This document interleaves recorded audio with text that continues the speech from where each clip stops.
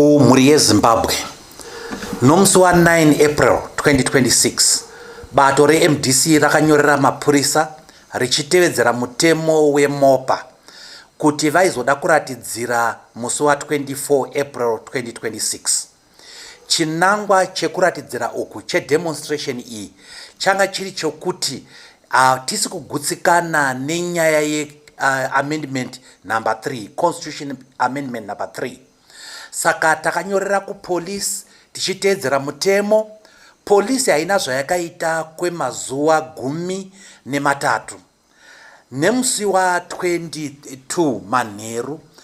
Polisi kana kuti vamwe vanoshanda nepolisi vakapinda mudzimba dzevanhu vakatora vana kuzengeza vanosanganisira Decent Zaida, Tonderai Sifas Makuyana, Austin Name, Shingirai Chitauro, Simon John pamwe chete nemudzimai wake Jane Makovera.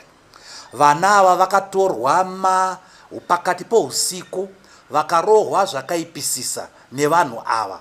Vanhu ava vanga vaine mota dzakawanda dzaisanganisira mota dzerudzi rweMahindra. Takazongonzwa kuti vana ava vaunzwa kuHarare Central, ndo patakazovaona nezuro vakarohwa zvakaipisisa.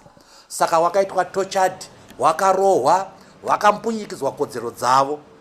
Uyezve musungwa wechinhukadzi akaradzikwa rumu imwe cheteyo nevasungwa vechinhurume. Chinangwa chevanhu vakabata vana ava changa chiri chokuti vanga vachishoropodzerei amendment number 3, constitution amendment number 3. Vabereki, tasvika panguva iya muZimbabwe yatadzoka panguva iya ya 2008, nguva ye short sleeve ne long sleeve. Vanopokana nechinhu vorohwa, vanhu tisingawirirane nehurumende vorohwa vombunyikidzwa kodzero dzavo.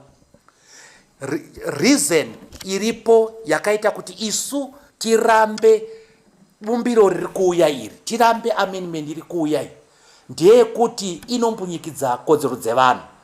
Chokutanga, vana veZimbabwe vakaenda kuhondo vakanorwira one man one vote, kuti mwana wese weZimbabwe asingapenge, asingarware, asina chipomerwa chekumatare edzimhosva ane kodzero yekuvhota, kusanganisira kuvhotera mutungamiri wenyika. Amendment iyi yakutaura kuti mutungamiri wenyika haachavhoterwa nevana veZimbabwe, akungovhoterwa neparamendi chete.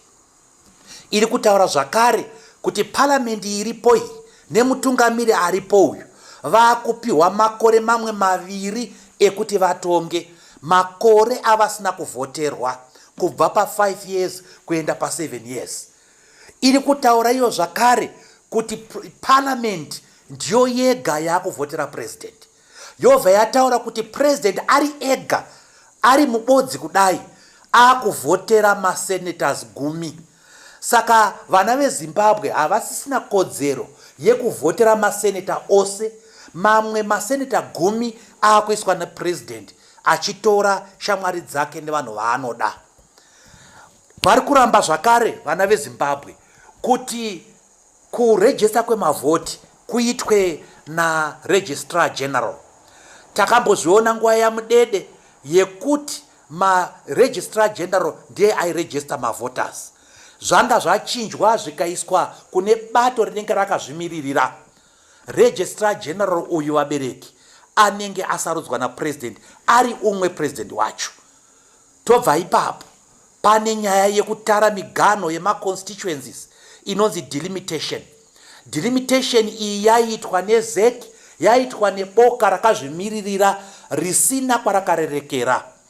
Yakuzoitwa zvino pamutemo uyu, yakuzoitwa delimitation commission inenge yasarudzwa napresident.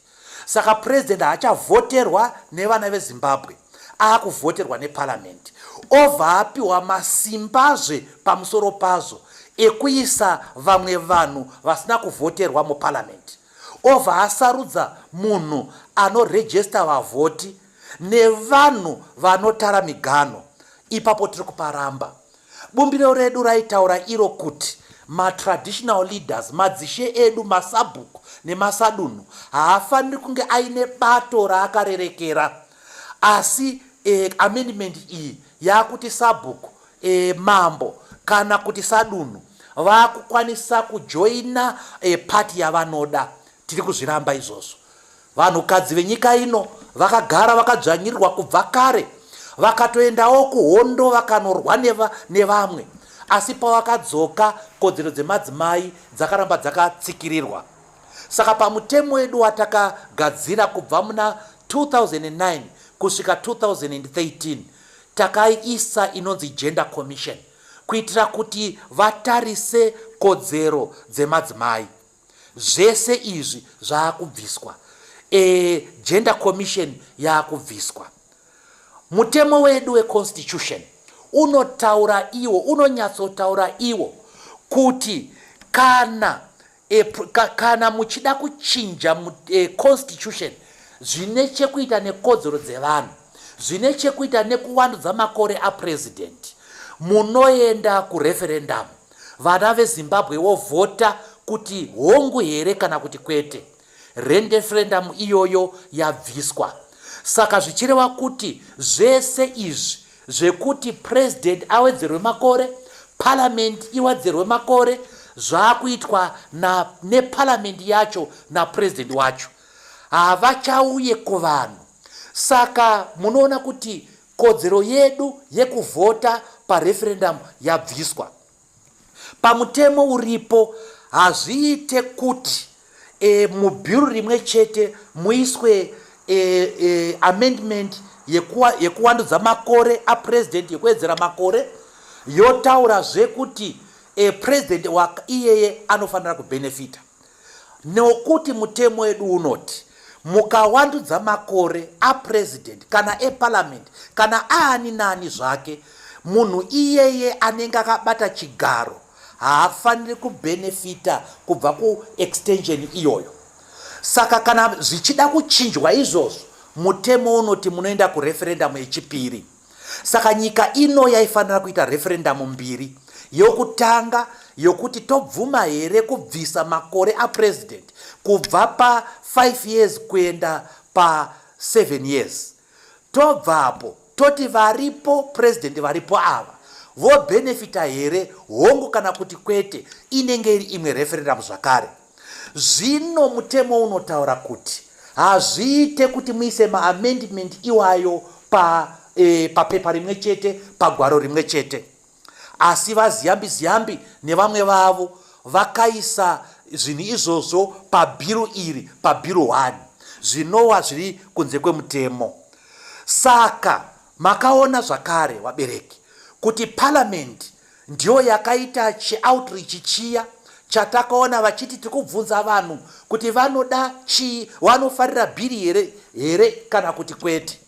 Takaona vanhu vasingabvumirani nazvo vachirohwa, vanosanganisira vamadhuku, vanosanganisira Douglas Coltart, Gweta mukomana uya akarohwa zvakaipisisa, nemukomana wechikuchitungwiza uya akarohwa zvakaipisisa. Uyezve pane vaitonzi imi munotaura imi hamutaure.